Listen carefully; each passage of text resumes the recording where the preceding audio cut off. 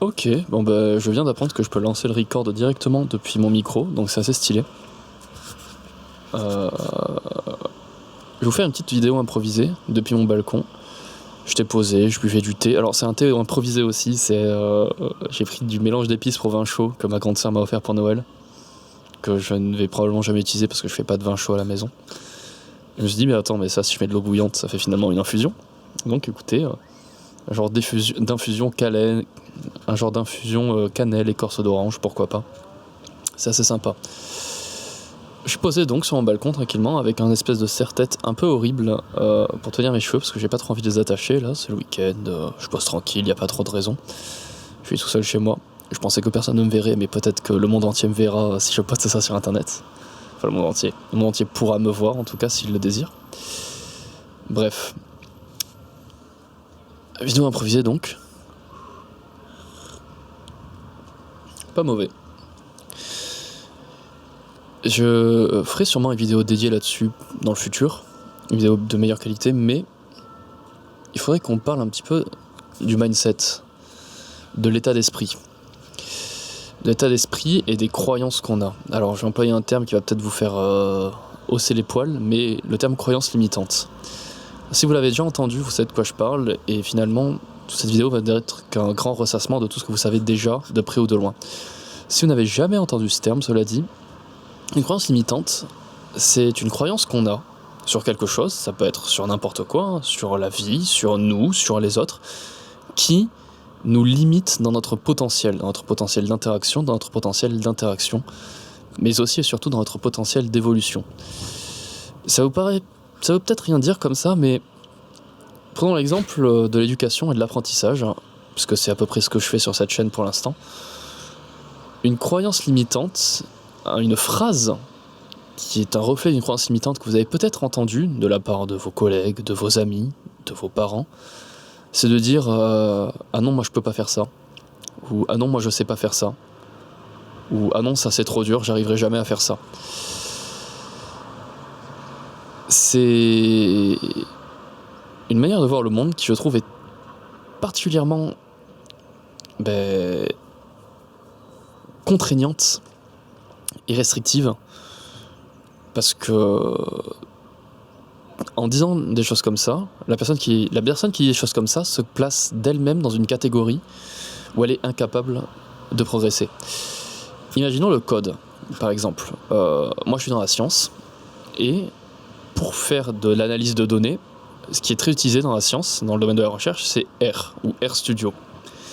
R, c'est un langage de programmation, c'est un langage de code qui est pas spécialement dur, qui c'est pas très abstrait, c'est pas du C++ ou du C#, c'est une syntaxe assez simple, mais bon, ça reste du code, et fatalement, le code, ça fait peur. C'est un outil hyper puissant pour analyser des données, pour produire des graphes, et il y a énormément de connaissances que j'ai depuis le début de la licence jusqu'à maintenant qui ont peur du code, ce que je comprends, mais qui ont peur du code à un point où ils se disent je pourrais jamais apprendre à utiliser cet outil. Je vais afficher personne, s'il y a mes collègues qui me regardent, c'est vraiment j'ai personne en particulier en tête, c'est juste quelque chose qui est très très répandu dans la science, et qui est répandu de manière générale d'ailleurs. Les adultes qui ont du mal avec la technologie parce que oh là là il se passe trop de trucs, j'ai du mal. Les jeunes conducteurs par exemple, qui ont un pneu crevé et qui se disent mais je sais pas changer une roue de voiture, je ne sais pas, point. Et finalement tout ça, toutes ces croyances limitantes, c'est un bon moyen de dire effectivement je ne sais pas le faire maintenant, et je me définis comme quelqu'un ne sachant pas le faire, je ne saurais jamais le faire, j'irai nulle part avec ça.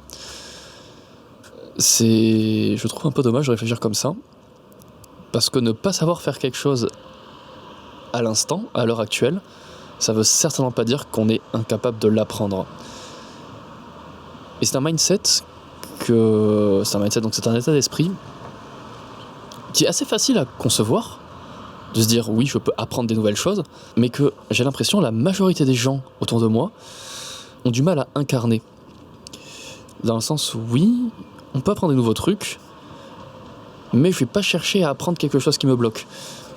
j'ai une roue crevée, je vais appeler le mécanicien, plutôt que d'apprendre avec une vidéo YouTube comment changer ma roue. J'ai un problème informatique. En fait, voilà, là je vais tourner un petit peu en rond en citant des exemples, mais ce que je vais essayer de dire, c'est que une des choses qui nous bloque beaucoup, enfin qui bloque énormément de gens, et peut-être que vous vous reconnaîtrez là-dedans, c'est de se dire, ok, je sais pas faire quelque chose, et ça changera jamais. Imaginons, quelqu'un veut poster une vidéo YouTube, et il se dit, putain, mais je sais pas parler devant une caméra. De ce faisant, je ne peux pas faire de vidéo YouTube. Ou alors, putain, je sais pas faire de montage. Ce faisant, je ne peux pas faire de vidéo. C'est dommage parce que quand on n'a jamais fait quelque chose de sa vie, quand on n'a jamais essayé quelque chose, forcément on sait pas le faire. Et si on a déjà essayé quelque chose une fois, on sait le faire un peu mieux, mais on sait toujours pas le faire énormément. La compétence, qu'importe le domaine, la compétence dans quelque chose, c'est un reflet de l'expérience qu'on en a. Non, je vais refermer. La compétence dans quelque chose, quel que soit le domaine, c'est simplement un reflet de l'expérience qu'on a dans ce domaine. Quelqu'un qui fait 10 000 heures de montage sera bien probablement bien plus compétent que quelqu'un qui fait seulement 2 heures de montage, qui a fait seulement 2 heures de montage dans sa vie. Quelqu'un qui découvre R et qui apprend R pour la toute première fois sera plus compétent que quelqu'un qui n'a jamais vu R de sa vie, mais moins compétent que quelqu'un qui a fait déjà 10 000 heures d'R. Et aussi, et ça c'est un truc assez intéressant aussi, sera probablement moins compétent que quelqu'un qui a jamais fait de R, mais qui a quand même fait d'autres commandes, qui a quand même fait d'autres langages de code, comme du Python par exemple. Une compétence dans un domaine, c'est un reflet d'expérience qu'on en a, et certaines compétences sont transversales, ça aussi c'est quelque chose auquel on pense pas trop. Quelqu'un qui est assez stylé en mécanique automobile par exemple, je pense pourrait se débrouiller aussi pour réparer des composants mécaniques de robotique, ou pour faire de la mécanique un petit peu plus générale. Il y a un petit chien qui se bat tranquillou sur la route, j'espère qu'il ne va pas lui arriver des bricoles. Cela dit, il a été très bien élevé, il est passé devant le passage piéton. Le toutou. Il a l'air un peu vieillot.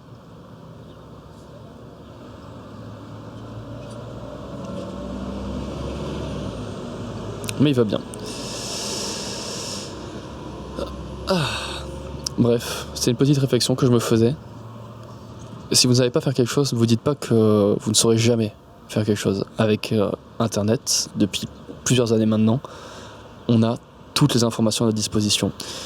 Je suis un grand croyant dans ce que j'appelle l'université YouTube, ou l'académie YouTube, ce qui est que n'importe qui peut poster n'importe quoi sur YouTube, et il y a forcément quelqu'un qui a déjà posté une solution à votre problème.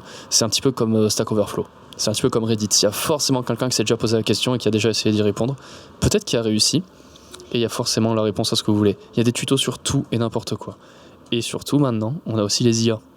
Utiliser ChatGPT ou Claude ou le chat ou n'importe quoi pour poser des questions et avoir des premières pistes de réflexion.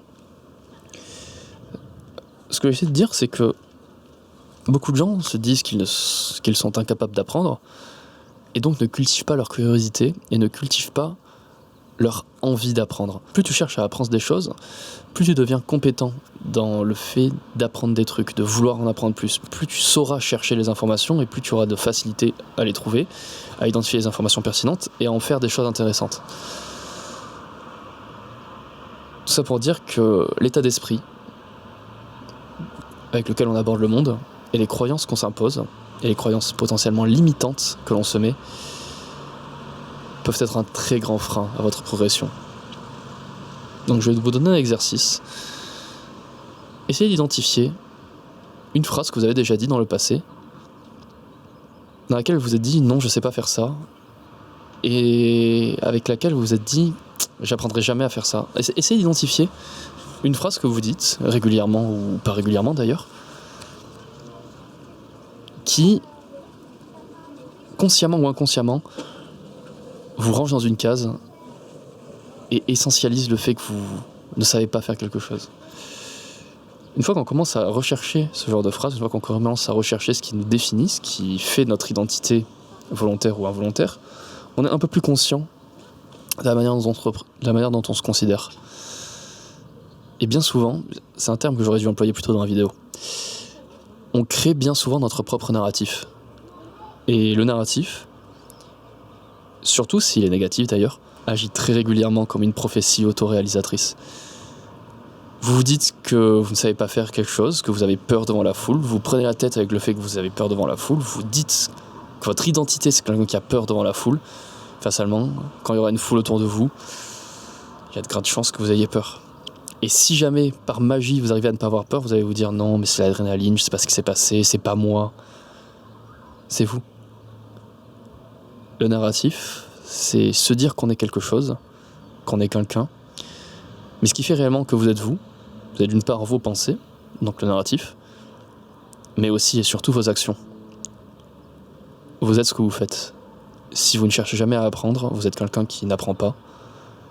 Au contraire, si vous êtes curieux et que vous cherchez des solutions à vos problèmes, vous êtes quelqu'un de débrouillard, qui cherche à s'améliorer, qui cherche à apprendre de nouvelles choses.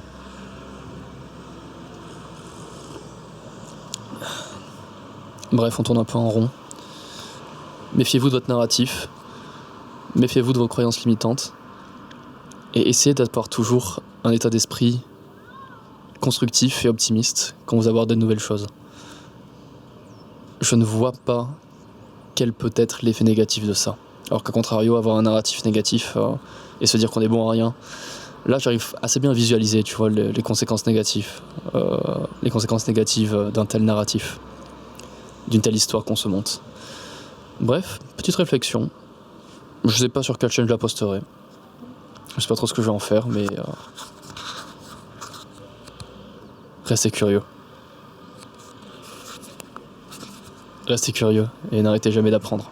Je crois que c'est déjà une outro d'un vidéaste, ça ferait que je la retrouve. Bref.